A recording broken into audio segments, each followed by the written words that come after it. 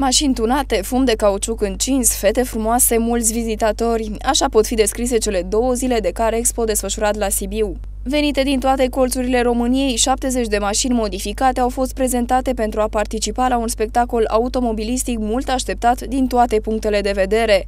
Vremea neprielnică nu i-a făcut pe vizitatori să plece, pentru că urma o altă atracție a spectacolului, unul pe 2 roți oferit de 7 motocicliști din Râmnicu Vâlcea care au încins asfaltul la propriu.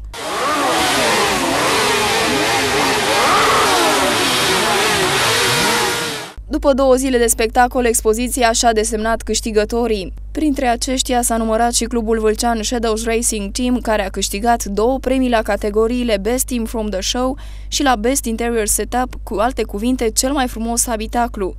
Au fost acordate premii și la alte categorii, cum ar fi cel mai frumos exterior sau cele mai deosebite jante.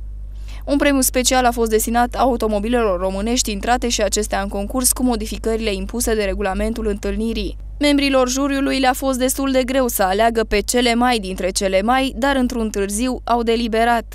Trebuie menționat faptul că întâlnirea automobilistică de la Sibiu a avut ca participanți acei frumoși nebuni împătimiți ai motoarelor, cei care s-au reunit nu pentru consistența premiilor puse în joc, ci mai mult din plăcerea de a fi posesorul unui automobil unicat în felul lui.